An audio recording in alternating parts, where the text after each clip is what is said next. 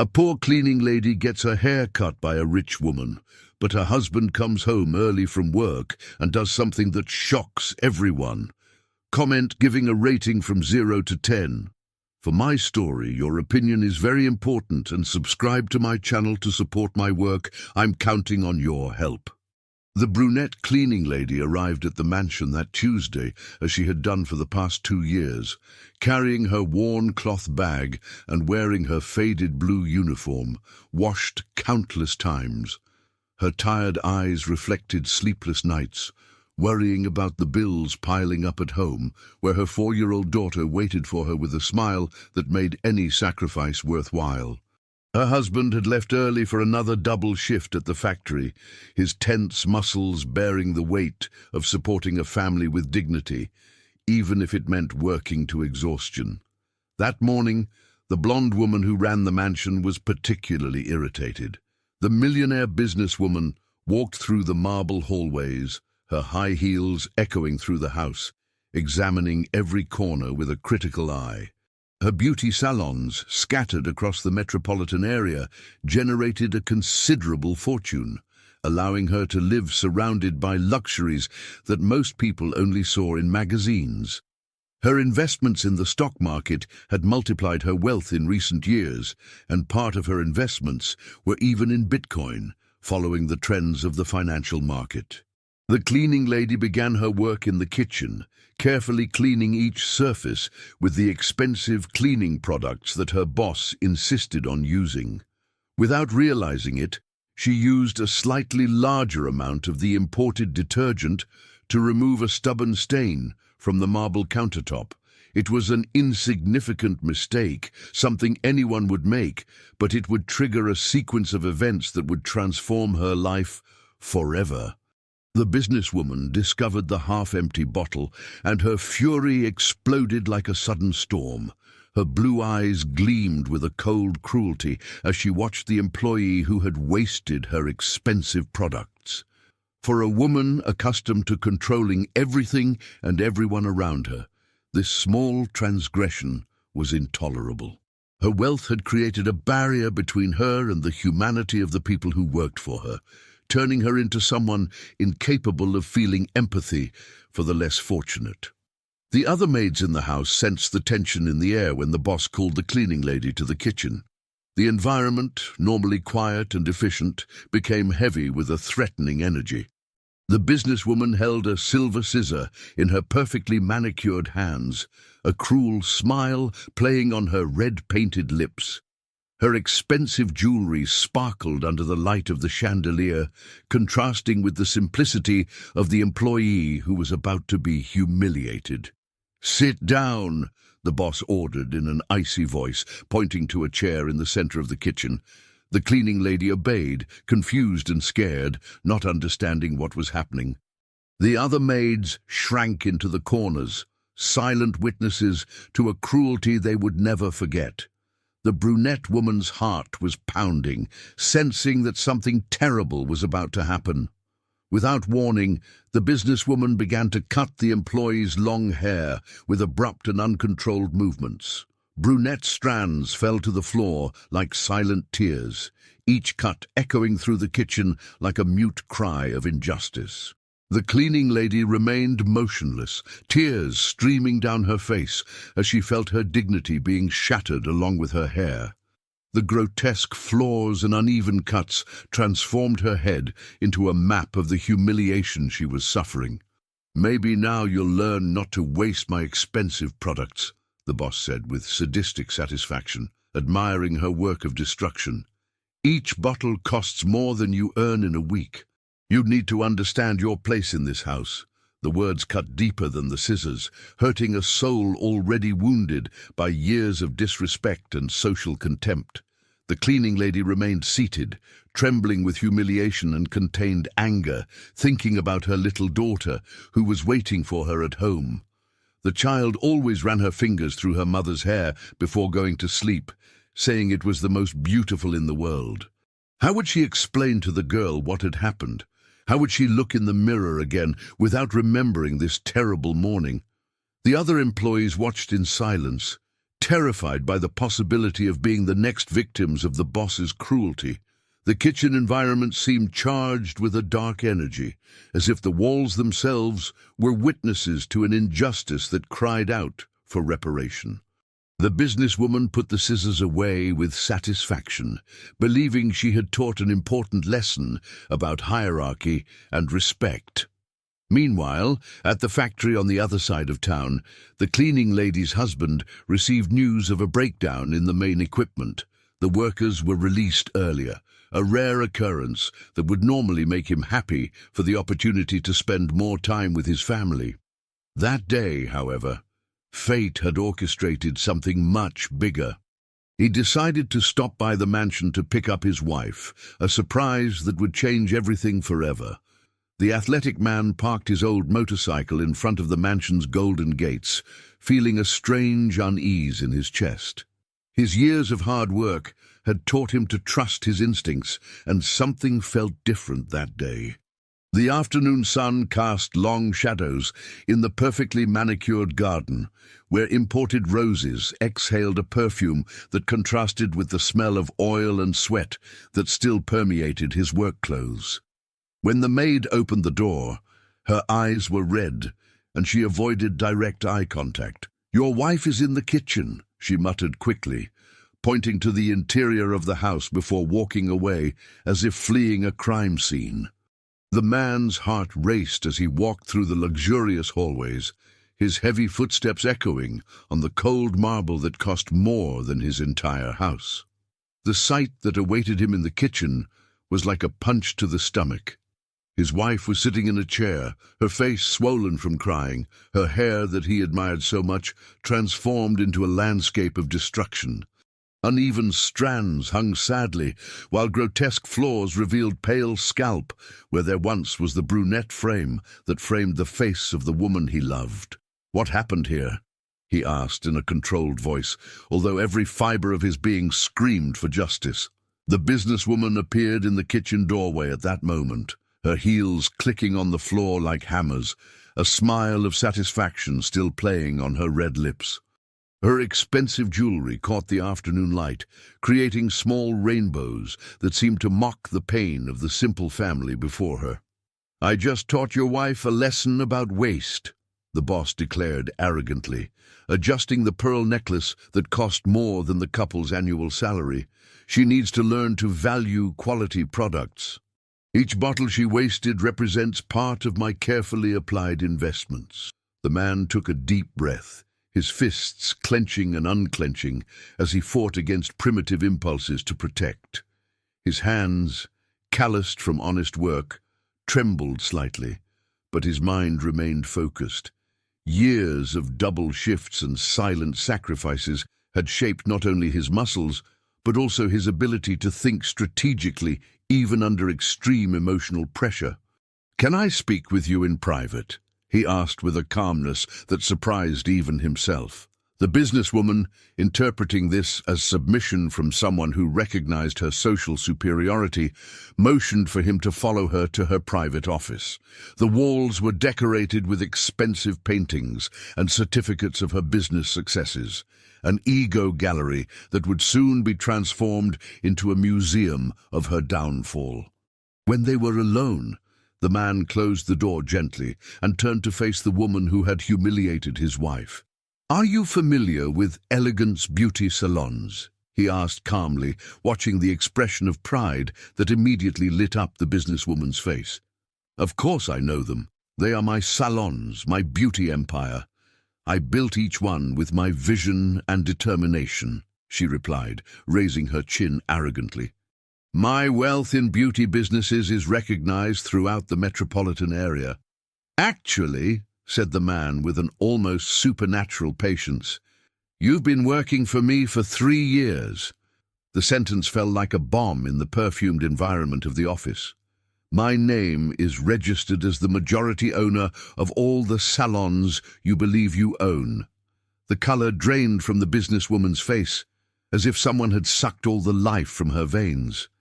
Her elegant legs trembled, forcing her to lean on the mahogany desk she had bought with money that she now discovered was never really hers. "That's impossible," she murmured, her voice losing all its previous authority. "A few years ago, I needed to structure some investments through shell corporations," explained the man, his voice maintaining a polite tone that contrasted with the storm of emotions within him. "I used a partner as a front to protect my family from possible retaliation from competitors. You were hired as an administrator, but you never owned anything." The revelation hit the woman like a financial avalanche. Her investments in stocks, her applications in cryptocurrencies, her luxurious lifestyle, everything had been built on foundations that did not belong to her. She had been just a well-paid employee, living an illusion of power and wealth that she never actually possessed. But I sign contracts, I make important decisions," she stammered, trying to cling to the last fragments of her crumbling reality. "As a designated administrator, yes, but always under the legal supervision of my lawyers," he clarified, taking some papers from his workshirt pocket. "These documents prove that I have been observing for months how you treat your employees. I installed discrete cameras in all establishments to document labor irregularities." The businesswoman felt her legs give way, falling heavily into the leather armchair she had personally chosen, believing she owned everything around her. Her privileged mind struggled to process the information that she had been just a piece in a much larger game, supervised by a man she considered inferior due to his humble origins. "There is enough evidence for labor lawsuits involving dozens of former employees," continued the man, his voice now laden with an authority she had never noticed before.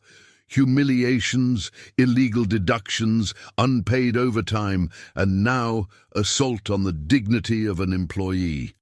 The woman's world collapsed completely at that moment. Her dreams of wealth, her carefully built wealth, her future plans, everything was revealed to be a mirage created by someone she had deeply underestimated. The realization that she had been observed and judged for her actions for years brought a terror she had never experienced in her protected and privileged life. The cleaning lady remained in the kitchen, her hands trembling as she tried to process the muffled conversation coming from the office. The other maids had disappeared silently, leaving her alone with her fragmented thoughts and the pain that pulsed in her chest.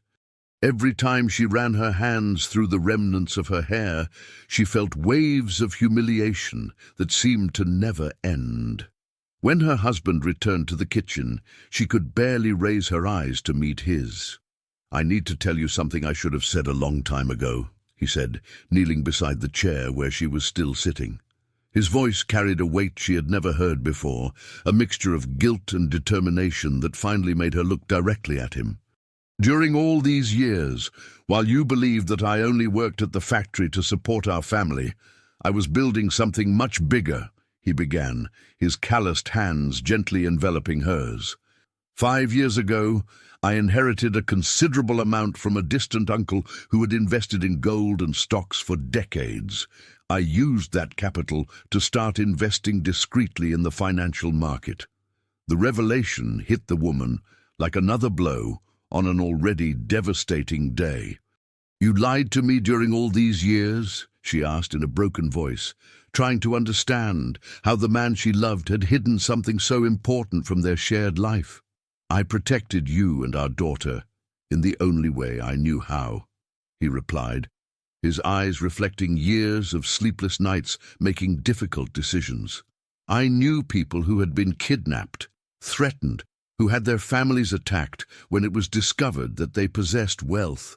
I decided that our safety was worth more than material luxuries." As he spoke, he explained how he had used shell companies and strategic investments to multiply his inheritance. Part of his wealth was applied in Bitcoin when they were still cheap, others in shares of companies he obsessively researched during the wee hours. His investments had grown exponentially, creating a fortune that allowed him to live comfortably for several generations. "But why did you let me suffer working here? Why did you allow her to humiliate me?" The pain in the cleaning lady's voice cut the husband's heart like a sharp blade. She stood up abruptly, walking to the window overlooking the luxurious garden, her movements stiff with anger and confusion. "Because I was gathering evidence," he explained, taking a discreet tablet from the tool bag he always carried.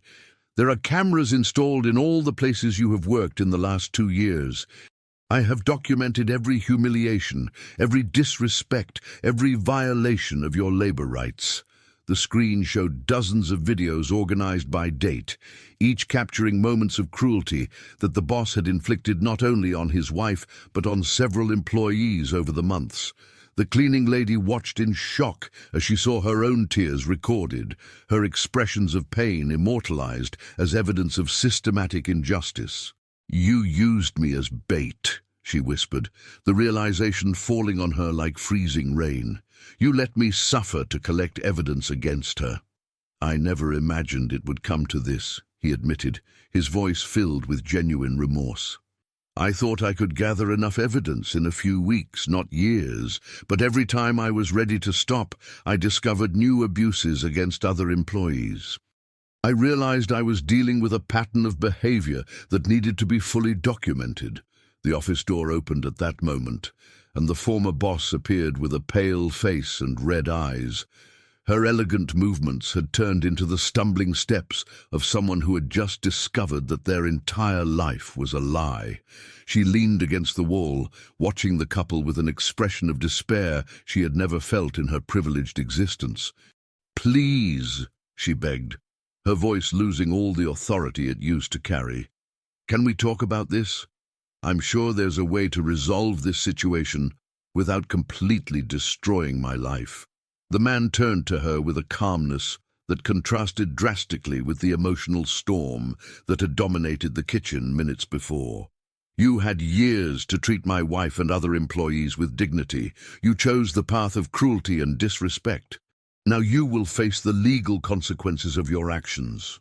"But I can change. I can learn to be better," she continued pleading, genuine tears running down her perfectly made-up face. "I've never had to actually work in my life. I didn't understand what it means to depend on a paycheck to survive." The cleaning lady slowly turned to look at the woman who had destroyed her hair just hours before. "Now you're going to learn," she said, with a firmness that surprised everyone in the kitchen. "You'll find out what it means to wake up at 5 in the morning afraid of being late. You'll feel what it's like to have your basic needs ignored by someone who considers themselves superior." The former boss fell to her knees on the marble floor she had personally chosen, her expensive jewelry clattering against the cold surface. "I beg for forgiveness. I will do anything to make up for the harm I have caused." "Forgiveness must be earned with actions, not with desperate words," replied the husband, helping his wife to her feet. "The contracts of all the salons will be cancelled tomorrow. Employees will receive full compensation for years of mistreatment, and you will have to find an honest way to survive." The final reality hit the kneeling woman.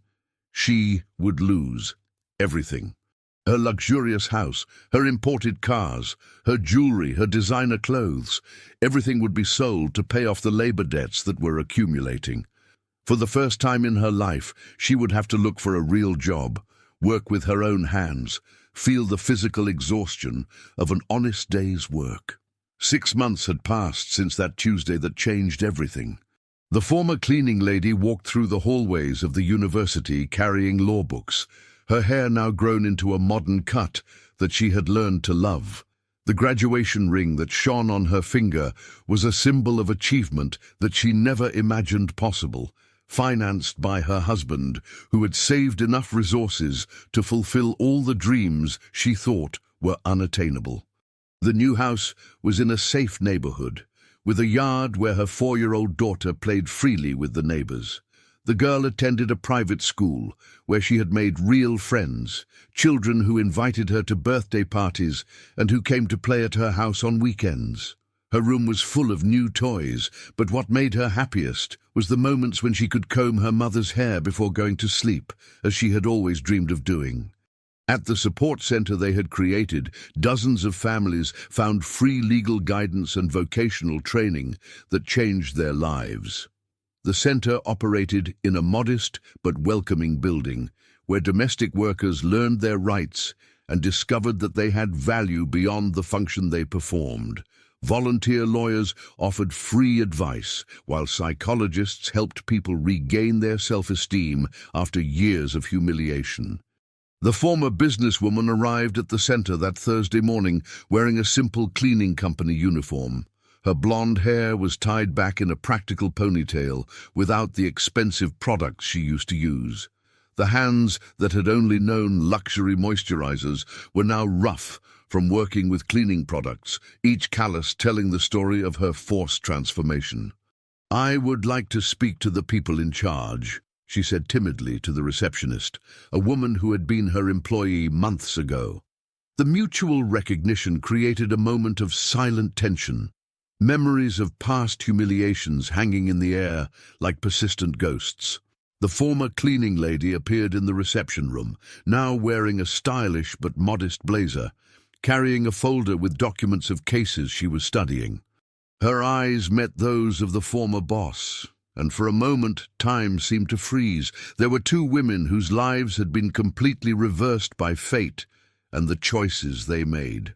"What do you want here?" asked the law student, her voice controlled but filled with painful memories. She still remembered the feeling of the scissors cutting her hair, of the humiliation burning on her cheeks as strands fell on the cold kitchen floor.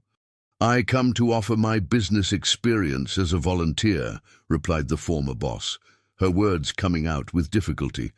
"I know I don't deserve forgiveness for what I did, but I would like to use the knowledge I have to help other people not go through what you went through because of me." The husband appeared from the main room, watching the conversation with interest. His investments continued to generate substantial profits, allowing the center to function without relying on external donations. Part of his wealth was now applied to social funds that supported labor causes, transforming his wealth into a tool for social justice. "Have you worked in a cleaning company during these months?" he asked, noting the obvious physical changes in the woman who had humiliated his wife. Her hands told a story of hard work, of waking up early, of feeling the body ache after exhausting days. "Yes," she replied, raising her hands so they could see the marks of honest work. "I learned what it means to depend on every penny of the salary. I found out how devastating it is when a boss treats you as if you were invisible. I understood firsthand what it means to work with dignity, even when others despise you."